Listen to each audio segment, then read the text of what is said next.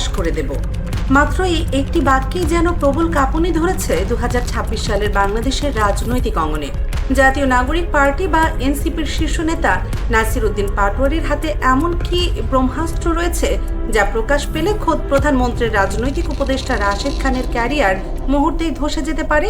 24-এর গণ অভ্যুত্থানের পর বাংলার সাধারণ মানুষ বুক বেঁধেছিল এক নতুন পরিচ্ছন্ন রাজনীতির আশায়, কিন্তু মাত্র 2 বছরের ব্যবধানে রাজনীতি যেন আবারও সেই পুরনো কাদা ছোড়াছুড়ির অন্ধকার গলিতেই পথ হারাতে বসেছে।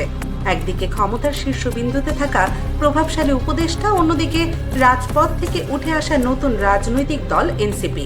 এই দুই মেরুর সংঘর্ষ কি নিছকই কোনো রাজনৈতিক মতবিরোধ, নাকি এর পেছনে লুকিয়ে আছে ক্ষমতার মসনদ দখলের এক গভীর ও সুদূর প্রসারী ষড়যন্ত্র? অন্যদিকে যে তরুণ ছাত্র নেতারা একদিন বুকের তাজা রক্ত দিয়ে স্বৈরাচারের পতন ঘটিয়েছিল, আজ কেন তাদেরই গাড়ি বহরে ধেয়ে আসছে বৃষ্টির মতো ইট পাটকেল?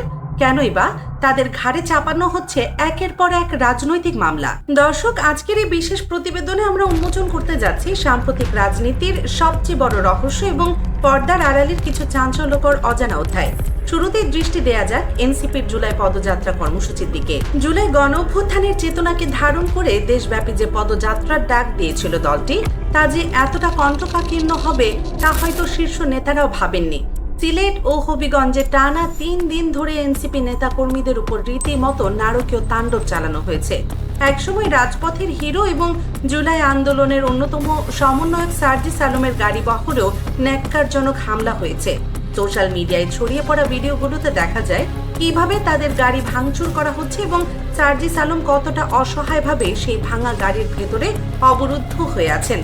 যে তরুণেরা বুলেটের সামনে বুক পেতে দিয়ে 1.5 দশকের এক ভয়ঙ্কর স্বৈরাচারের পতন ঘটিয়েছে, আজ স্বাধীন দেশে তাদেরই কেন নিজেদের প্রাণ বাঁচাতে অবরুদ্ধ থাকতে হচ্ছে? সবচেয়ে হতাশার বিষয় হলো, প্রকাশ্যে যখন এই তাণ্ডব চলছিল তখন আইন শৃঙ্খলা রক্ষাকারী বাহিনী ছিল একেবারেই নীরব। পুলিশের এই রহস্যময় নিষ্ক্রিয়তা জনমনে জন্ম দিয়েছে এক বিরাট প্রশ্নের। তারা কি তবে নতুন করে কোনো রাজনৈতিক প্রভুর ইশারায় কাজ করছে, নাকি পুরনো ফ্যাসিবাদের দোসররা এখনো প্রশাসনের রন্ধ্রে রন্ধ্রে ঘাপটি মেরে বসে থেকে রাষ্ট্রকে অস্থিতিশীল করার পায়তারা করছে? কিন্তু কেন এই অতর্কিত হামলা? রাজনৈতিক বিশ্লেষক এবং বিরোধী শিবিরের দাবি, এই অদ্ভুত পরিস্থিতির পুরো দায়ভার এনসিপির মুখ্য সমন্বয়ক নাসির উদ্দিন পাটোয়ারির। রাজনীতির মাঠে তিনি এমন এক চরিত্র যিনি কোনো রাগঢাক ছাড়াই অপ্রিয় সত্য বলতে পছন্দ করেন। বিশেষ করে বিএনপি এবং দলটির শীর্ষ নেতাদের বিরুদ্ধে তার আক্রমণাত্মক বক্তব্যগুলোই মূলত বিরোধীদের ক্ষোভের প্রধান কারণ।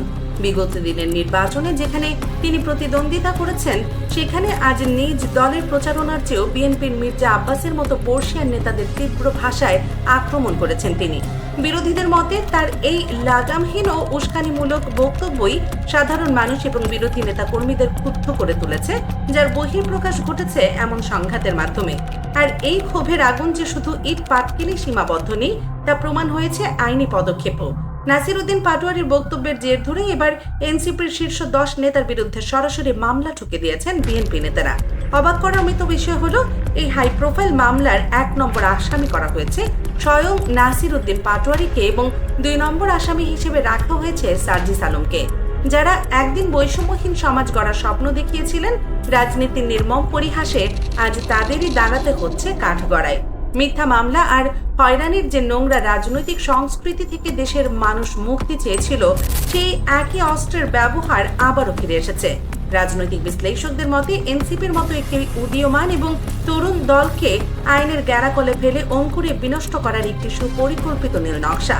সাধারণ মানুষ প্রশ্ন তুলছে, এই মামলাগুলোর উদ্দেশ্য কি সত্যি ন্যায় বিচার, নাকি নতুন প্রজন্মের রাজনৈতিক উত্থানকে ভয় পেয়ে তাদের পথরোধ করার এক মরিয়া অপচেষ্টা?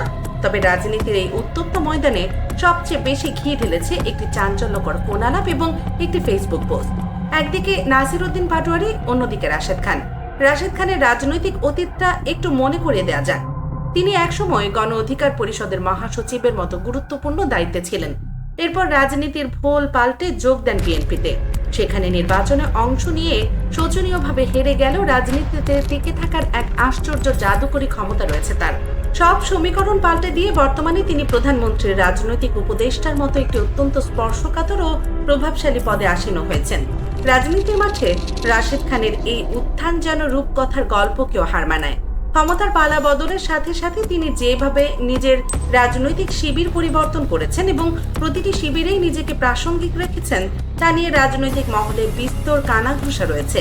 গণ অধিকার থেকে বিএনপি আর বিএনপি থেকে একেবারে প্রধানমন্ত্রীর কার্যালয়, এই দীর্ঘ ও বিতর্কিত রাজনৈতিক যাত্রায় তিনি কি সত্যিই কোনো ছায়া চুক্তির আশ্রয় নিয়েছেন? সেই রাশেদ খানকেই এবার সরাসরি টার্গেট করেছেন নাসিরউদ্দিন পাটোয়ারি। গত বৃহস্পতিবার রাতে রাশেদ খানকে ফোন করে তিনি যে হুমকি দিয়েছেন তা রীতিমতো রাজনৈতিক বোমায় পরিণত হয়েছে। পাটোয়ারি সরাসরি হুঁশিয়ারি দিয়েছেন রাশেদ খান যেন তার বিরুদ্ধে কথা বলা বন্ধ করেন, নইলে এমন সব গোপন তথ্য ফাঁস করা হবে যা কেউ কল্পনাও করতে পারবে না। পাটোয়ারি স্পষ্ট ভাষায় অভিযোগ করেছেন নাহিদ এবং আসিফের কাছ থেকে রাশেদ খান 5 লাখ টাকা করে নিতেন এবং সেই সব দুর্নীতির ডকুমেন্টস তার কাছে সংরক্ষিত আছে। নাহিদ এবং আসিফ, যারা এই নতুন বাংলাদেশের অন্যতম স্থপতি এবং বর্তমান রাজনৈতিক প্রেক্ষাপটে অত্যন্ত জনপ্রিয় মুখ, তাদের নাম জড়িয়ে এমন অভিযোগ রাজনীতিতে এক নতুন মেরুকরণের সৃষ্টি করেছে। পাটোয়ারির এই অভিযোগ যদি বিন্দুমাত্র সত্য হয় তবে তা পুরো সরকারের স্বচ্ছতাকে এক বিশাল প্রশ্নের মুখে ফেলে দেবে। এটি প্রমাণ করবে যে ক্ষমতার কেন্দ্রে এখনো দুর্নীতির সেই পুরনো শেকড়গুলোই নতুন করে ডালপালা মেলছে। এই হুমকির পর চুপ করে বসে থাকেননি রাশেদ খান। তিনি তার ভেরিফাইড ফেসবুক পেজে এক দীর্ঘ পোস্টের মাধ্যমে পুরো ঘটনাটি জনসম্মুখে নিয়ে আসেন এবং পাটোয়ারিকে রীতিমতো ধুয়ে দেন। রাশেদ খান দাবি করেন নাসিরউদ্দিন পাটোয়ারির মানসিক সমস্যা রয়েছে। শুধু তাই নয়, পাল্টা অভিযোগ তুলে তিনি বলেছেন পাটোয়ারি নিজেই দুর্নীতির মাধ্যমে ফ্ল্যাট কিনেছেন এবং সেই প্রমাণ এনসিপির ভেতরে রয়েছে। 5 লাখ টাকা নেয়ার অভিযোগ সম্পূর্ণ উড়িয়ে দিয়ে রাশেদ খান তীব্র চ্যালেঞ্জ ছুড়ে বলেছেন তার কোনো অবৈধ সম্পদ নেই এবং তিনি কারো কাছ থেকে 1 টাকাও নেননি। উল্টো ক্ষমতা থাকলে সেসব তথাকথিত গোপন তথ্য জনসম্মুখে প্রকাশের চ্যালেঞ্জ জানিয়েছেন তিনি। রাশেদের মতে প্রধানমন্ত্রী বা সহকর্মীদের নিয়ে পাটোয়ারির এমন মিথ্যাচার রাজনৈতিক শিষ্টাচারের চরম লঙ্ঘন। এখন প্রশ্ন হচ্ছে, নিরপেক্ষ জায়গা থেকে এই পুরো পরিস্থিতিকে আমরা কিভাবে বিশ্লেষণ করতে পারি?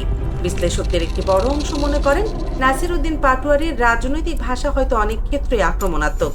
তিনি হয়তো প্রচলিত রাজনৈতিক শিষ্টাচারের ধার ধারেন না, কিন্তু বাংলাদেশের রাজনীতিতে যখন সবাই মেপে মেপে কথা বলে তখন তিনি সত্যকে সত্য এবং মিথ্যাকে মিথ্যা বলার সাহস দেখাচ্ছেন। তার ভাষায় হয়তো তীব্রতা আছে, কিন্তু তার মানে এই নয় যে একটি গণতান্ত্রিক দেশে মত প্রকাশের কারণে কারো গাড়ি বহরে হামলা চালানো হবে বা শারীরিক নিগ্রহ করা হবে। বিরোধী দলের নেতারা তার কথায় আহত হয়ে আইনি ব্যবস্থা নিতেই পারেন, কিন্তু সিলেট বা হবিগঞ্জে এনসিপির মতো একটি নতুন দলের উপর যেভাবে নগ্ন হামলা হয়েছে তা কোনোভাবেই সমর্থনযোগ্য নয়। রাজনৈতিক মহলে আরেকটি সূক্ষ্ম বিশ্লেষণও ঘুরে বেড়াচ্ছে। অনেকেই মনে করেন জামায়াতে ইসলামীর মতো সুসংগঠিত শক্তিকে রাজনৈতিকভাবে মোকাবিলা করার জন্য এনসিপি একটি বড় নিয়ামক হতে পারত, কিন্তু বর্তমান সরকার হয়তো জামায়াতকে ঠেকাতে এনসিপিকে স্পেস দিতে গিয়ে উল্টো পরিস্থিতি আরো জটিল করে ফেলেছে। এত সব সমালোচনার মাঝেও নাসিরউদ্দিন পাটোয়ারির একটি শক্তিশালী দিক হলো তিনি কোনো রক্তচক্ষুকে ভয় পাচ্ছেন না। রাশেদ খানের মতো প্রভাবশালী নেতার চোখে চোখ রেখে দুর্নীতির অভিযোগ তোলার সাহস বর্তমান রাজনৈতিক প্রেক্ষাপটে কয়জন রাখেন? পাটোয়ারি কি সত্যিই কোনো অকাট্য প্রমাণ হাতে নিয়ে এই হুমকি দিয়েছেন, নাকি এটি কেবলই রাজনৈতিক ব্ল্যাকমেইলিং?